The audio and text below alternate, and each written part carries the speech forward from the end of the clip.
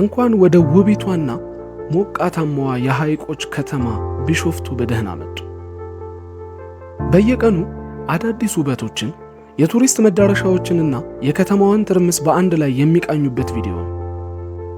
ቪዲዮውን ላይክ በማድረግ ቻናሉንም ሰብስክራይብ በማድረግ አብራችሁን ቆዩ።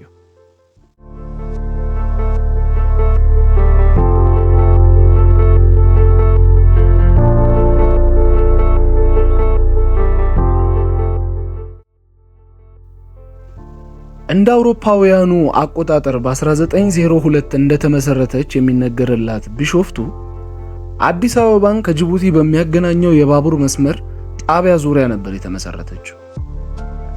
ከጣሊያን ወረራ በኋላ የከተማዋን ውበት የተመለከቱት ንጉሠ ነገሥት ቀዳማዊ ኃይለ ሥላሴ በሆራ ሐይቅ ዳርቻ ለማረፊያነት ይጠቀሙበት የነበረ ቤት እንደነበር ይነገራል።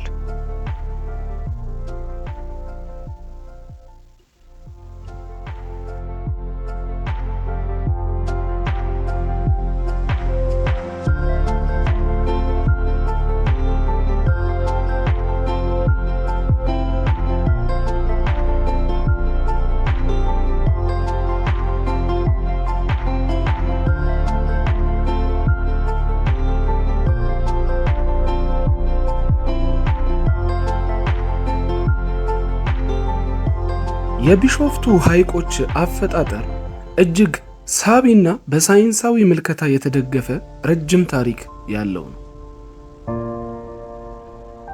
ቢሾፍቱ የምትገኝበት አካባቢ በጥንት ጊዜ እጅግ ከፍተኛ የእሳተ ገሞራ እንቅስቃሴ የነበረበት ቦታ ነው።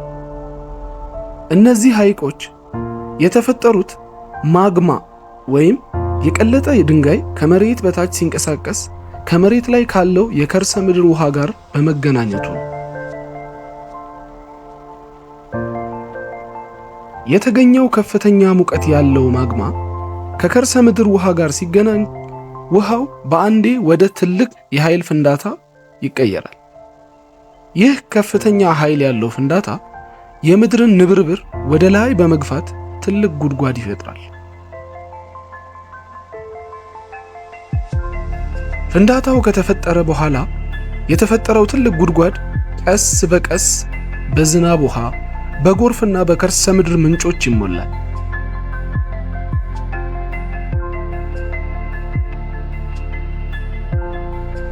እነዚህ ሐይቆች ከተፈጠሩበት አስደናቂ ታሪክ ባሻገር ዛሬ ለከተማዋ የቱሪዝም መሰረት ሆነው ያገለግላል። ለምሳሌ የሆራ ሐይቅ በየዓመቱ የሚከበረው የኢሬቻ በዓል ማዕከል በመሆኑ ለባህላዊና ለቱሪዝም እድገት ትልቅ አስተዋጽኦ አለው።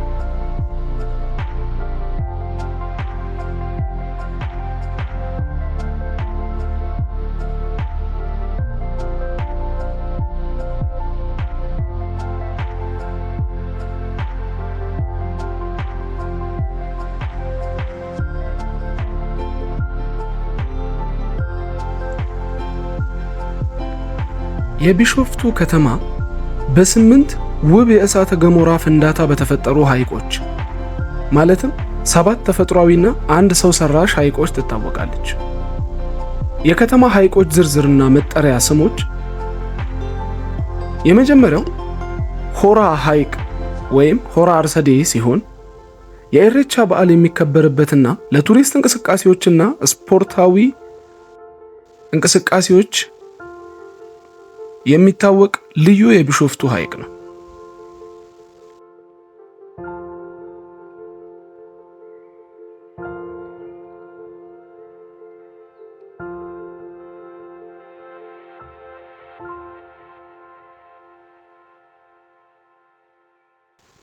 ሁለተኛው ሐይቅ ኩሪፍቱ በኢትዮጵያ ካሉ ምርጥ የሪዞርት ማዕከሎች አንዱ በሆነውና ውብ በሆነው ሪዞርት ዙሪያ የሚገኝ ሐይቅ ነው።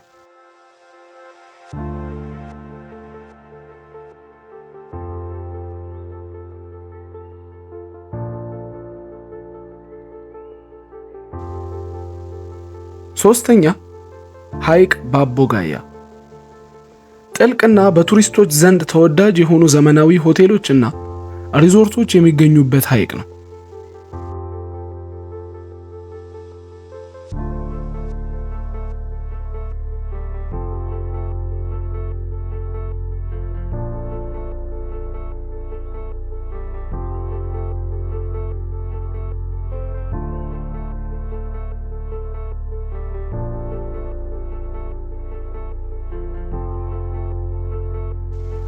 4ኛ ሐይቅ ቢሾፍቱ ከዋናው መንገድ በቅርብ ርቀት የሚገኝ ውብ መልክዓ ምድርና በርካታ አዕዋፍ የሚስተዋሉበት ሐይቅ ነው።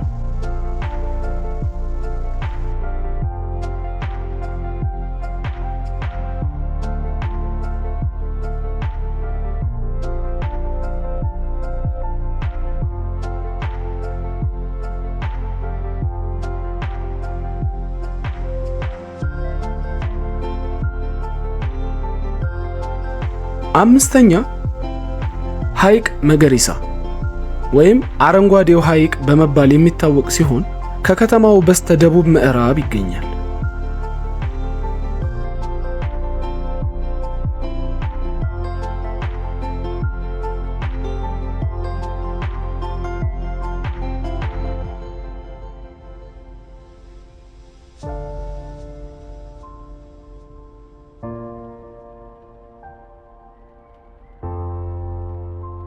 ስድስተኛው ሐይቅ ኪሎሌ ከተማውን በ12 ኪሎ ሜትር ርቀት ሰሜን ምስራቅ አቅጣጫ የሚያዋስን ሐይቅ ነው።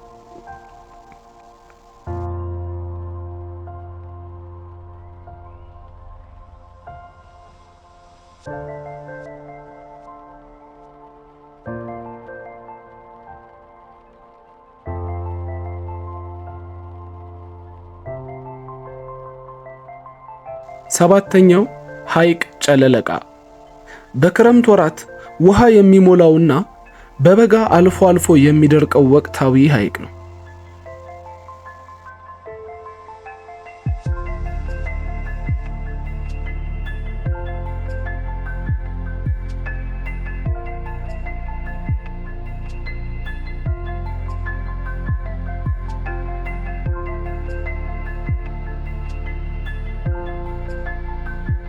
ስምንተኛ ሐይቅ በልበላ የቢሾፍቱ ከተማ አስተዳደር ካካተታቸው 8 ሐይቆች ውስጥ በሰው ሰራሽነቱ የሚታወቀው ሐይቅ ነው።